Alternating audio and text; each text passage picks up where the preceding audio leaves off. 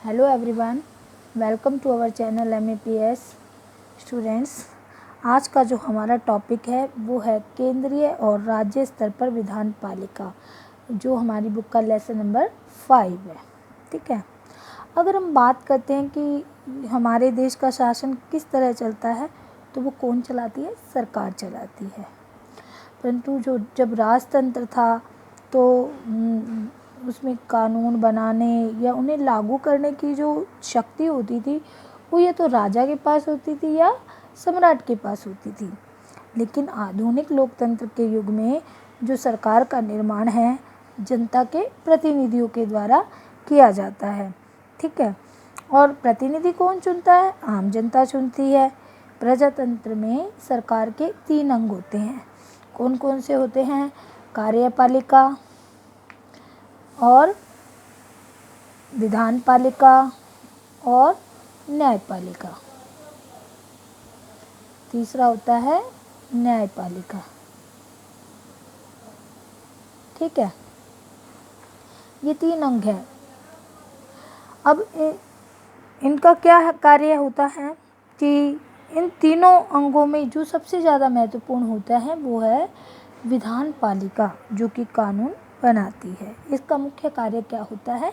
कानून बनाना। ठीक है, और विधान पालिका क्या हुआ? सरकार का महत्वपूर्ण अंग हुआ। ये विधायिका कैसे बनती है इस लेसन में हम पढ़ेंगे। ठीक है, ये जो टॉपिक है विधायिका, उसे शुरू करते हैं। विधायिका किसके द्वारा निर्वाचित होती है? जनता के द्वारा, और जनता के प्रतिनिधि के रूप में कार्य करती है। विधायिका कानून बनाती है, कानून यानी कानूनों का निर्माण करती है। 2 तरह की विधायिका होती हैं, एक होती है राष्ट्रीय स्तर पर और दूसरी होती है राज्य स्तर पर। जो राष्ट्रीय स्तर की विधायिका होती है उसे संसद कहते हैं और राज्य स्तर की विधायिकाओं को विधानमंडल कहते हैं। ठीक है, जो राष्ट्रीय स्तर की विधान पालिका होती है संसद, उसके 2 सदन होते हैं भारत में। भारतीय संसद में उसके 2 सदन हैं। कौन से हैं? राज्यसभा और लोकसभा। ठीक है, हमारे संविधान में ये कहा गया है राज्यों को कि वो या एक सदनात्मक या द्विसदनात्मक विधायिका स्थापित कर सकते हैं, उन्हें विकल्प दिया गया है। तो इस आधार पर भारत में 7 राज्यों में द्विसदनात्मक विधायिका है, यानी कि विधायिका में के 2 सदन हैं। किसमें? विधान पालिका में। कौन कौन से में? जो वो राज्य कौन से हैं 7 जहाँ द्विसदनात्मक विधायिका है? वो है जम्मू कश्मीर, उत्तर प्रदेश, बिहार, महाराष्ट्र, कर्नाटक, आंध्र प्रदेश और तेलंगाना। जो ये 2 सदन बनाए गए हैं विधायिका में, इनका क्या अर्थ है? इसका क्या अर्थ निकलता है? तो आइए इसको समझते हैं बच्चों। जिन राज्यों में विधानमंडल में 2 सदन होते हैं तो उस विधायिका को द्विसदनात्मक विधायिका कहते हैं। जैसे मैंने आपको पहले बताया कि 7 राज्यों में, भारत के 7 राज्यों में द्विसदनात्मक विधायिका है। ठीक है, इससे क्या लाभ होते हैं? एक तो जो 2 सदन होते हैं उनमें कार्य बट जाते हैं। 2 सदन होने से, मान लीजिए एक सदन है, उसको कोई कार्य दिया गया, ठीक है, और उसे थोड़ा समय ज़्यादा लगेगा, लेकिन क्या होगा? द्विसदन होने से क्या हुआ? कार्य बट गया। ठीक है, और जिससे वे अपने समाज के समस्त समूहों के लिए काम करेंगे। जब काम बट जाता है तो हम समाज के सभी समूहों के लिए काम कर सकते हैं।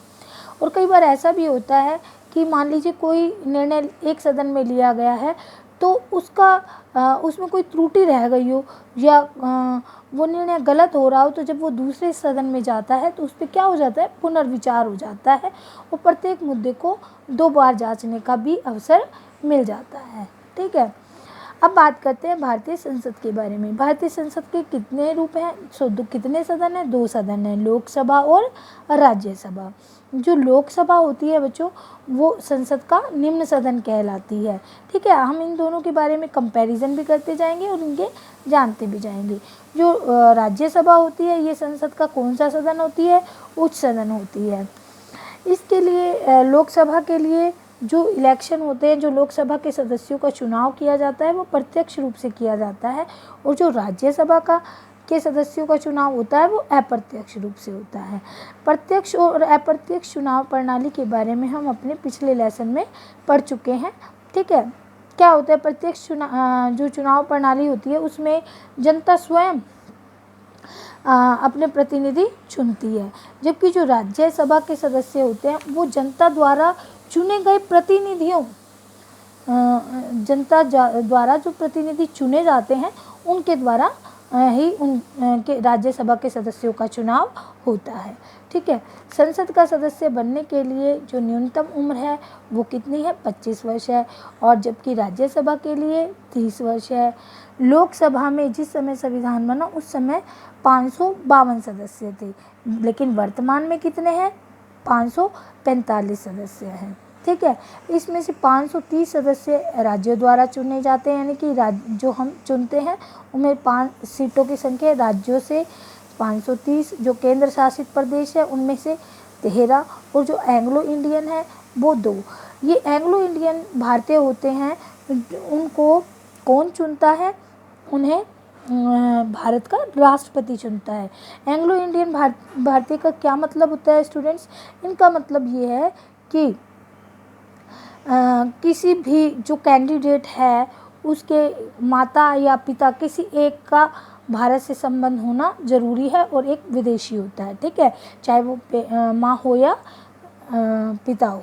ठीक है, और जो राज्यसभा के सदस्य होते हैं इनके सदस्यों की संख्या 250 होती है।